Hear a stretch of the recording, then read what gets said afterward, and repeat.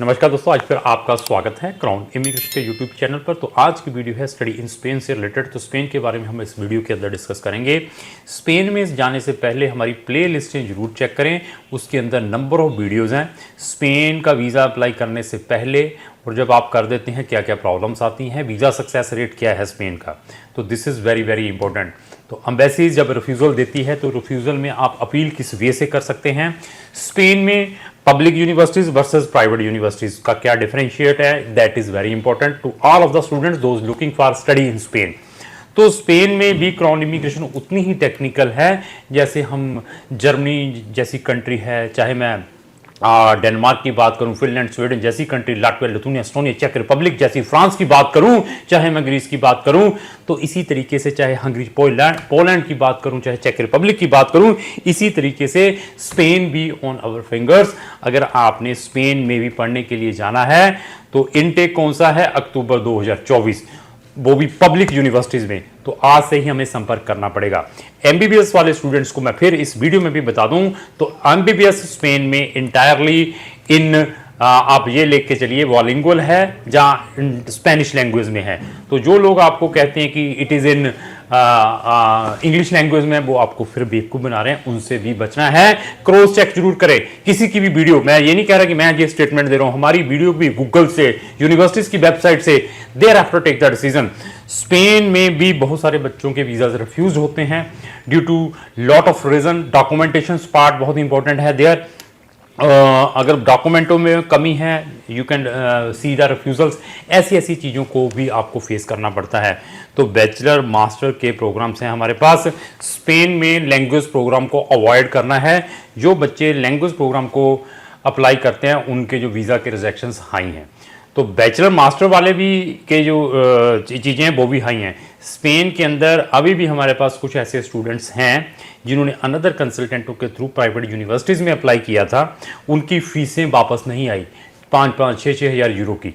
तो private universities को avoid करें। अगर प्राइवेट में अप्लाई करना है, एटलीस्ट चेक द देयर क्या कहते हैं refund policy as well as standing of that private university.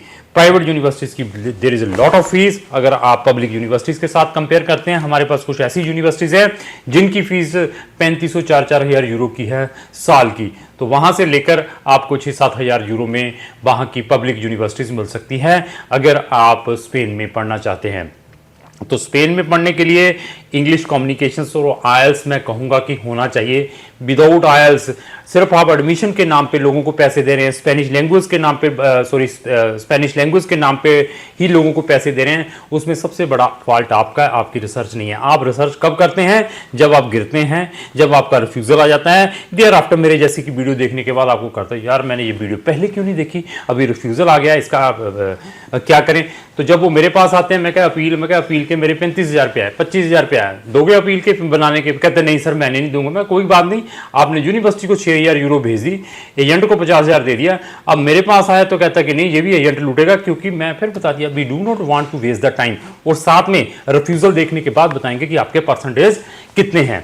तो स्पेन के अंदर आपके फंड्स बहुत इंपॉर्टेंट है। आफ्टर एडमिशन आपका कवरिंग लेटर जिसको हम प्रेजेंटेशन कहते हैं, आपकी पीसीसी कितनी इंपॉर्टेंट है, आपके डॉक्यूमेंट अपोस्टाइल कितने इंपॉर्टेंट है, आपका मेडिकल कितना इंपॉर्टेंट है, मेडिकल को किस वे से क्या वर्डिंग लिखनी है अपने सर्टिफिकेट के अंदर, ये सारी की सारी बातें वही पर्सन बता सकता है जिन्होंने स्पेन में रेगुलर केसेस डालते हैं। अभी स्पेन में स्पाउस को ले जा सकते हैं लेकिन स्पाउस को वीज़ा देते नहीं है इजीली। ऐसे भी मेरे पास बहुत सारे केसेस आए हैं जिनको वीज़ाज मिल गए लेकिन स्पाउस को वीज़ाज नहीं मिले। वो बेचारे कहते कि अभी करे तो करे क्या, उन्होंने भी हमें अप्रोच की है। तो ऐसा है कि अगर स्पाउस के साथ ही जाना है तो अनदर कंट्रीज देखें जो लीनियंट है टूवर्ड्स स्पाउस डिपेंडेंट बच्चों के साथ या स्पाउस के साथ जाना है, instead of putting the application in Spain. तो स्पेन में आपने अपनी एप्लीकेशन मुंबई से डालनी है या दिल्ली से डालनी है। वहाँ एप्लीकेशन डालने से पहले वीज़ाज़ के लिए क्या प्रिकॉशंस लेने हैं, वीज़ा अपॉइंटमेंट किस वे से करनी है, तो आपका इंश्योरेंस कितना इंपॉर्टेंट है जिसको हम हेल्थ या ट्रैवल इंश्योरेंस कहते हैं स्टूडेंट वीज़ा के लिए, वो कौन सी एजेंसी से आपने प्रिपेयर करना है, that is also very important. तो अकोमोडेशन कितनी इंपॉर्टेंट है जब आपने अपना स्टडी वीज़ा स्पेन का अप्लाई करना है, ये सारी चीज़ों के प्रिकॉशंस लेते हैं। इंग्लिश टॉट में हमारे पास नंबर ऑफ प्रोग्राम्स हैं।